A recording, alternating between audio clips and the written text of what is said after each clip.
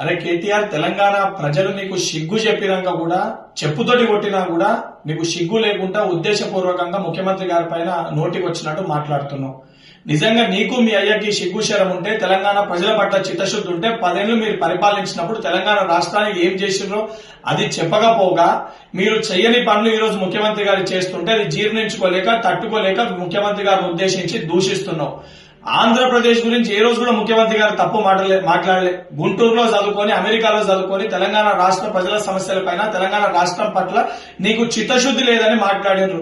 నువ్వు సోయి లేకుండా బీఆర్ఎస్ పార్టీని ఆంధ్రప్రదేశ్ లో పెట్టినప్పుడు, బీఆర్ఎస్ పార్టీ అక్కడ ఏదైతే రాజకీయ లబ్ధి కోసము నన్ను ఆంధ్రప్రదేశ్ ప్రజలు భీమవరంలో పోటీ చేయమంటారు అని చెప్పి నువ్వే ఒక ప్రసంగంలో మాట్లాడినావు. ఈ రోజు సిగ్గు లేకుండా ముఖ్యమంత్రి గారి వ్యక్తిగత జీవితం గురించి, ముఖ్యమంత్రి గారి యొక్క చరిత్ర గురించి మాట్లాడుతూ నీది మీ అయ్య చరిత్రేంద్ర నాయన. మీ కె చంద్రశేఖర్ రావు అలియాస్ దుబాయ్ శేఖర్, మీ అయ్యకి దుబాయ్ శేఖర్ అనే పేరు ఎందుకు వచ్చింది? ఈ రోజు కూడా గూగుల్లో దుబాయ్ శేఖర్ అని కొడితే pet name, nickname of K Chandrashekhar Rao అని వస్తుంది. మరి ఆ రోజు దొంగ పాస్పోర్ట్ల పైన మీ అయ్య చేసిన ఘనకార్యం ఏంటి? అవన్నీ మర్చిపోయినావా? గతాన్ని మర్చిపోయి ఉద్దేశించి నువ్వు మాట్లాడుతున్నావు. ఏదైతే కుటుంబాల గురించి మాట్లాడితే, గతంలో అడ్డగోలుగా డ్రగ్స్ ని వినియోగించి తెలంగాణ రాష్ట్రంలో డ్రగ్స్ ని అడ్డగోలుగా సరఫరా చేసిన ఒక చరిత్ర నీది. ఈ రోజు సిగ్గు లేకుండా ముఖ్యమంత్రి గారి గురించి మాట్లాడుతున్నావు.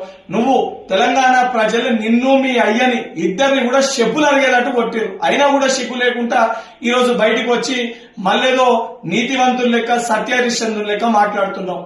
నిజంగా నీకు సిగ్గు ఉంటే జూబ్లీహిల్స్ ఉప ఎన్నికల్లో గానీ, సర్పంచ్ ఎన్నికల్లో గానీ నువ్వు పార్టీ వర్కింగ్ ప్రెసిడెంట్ గా అన్ఫిట్ అని చెప్పని ఈ రోజు నీ సొంత పార్టీ కార్యకర్తలు మాట్లాడుతున్నారు.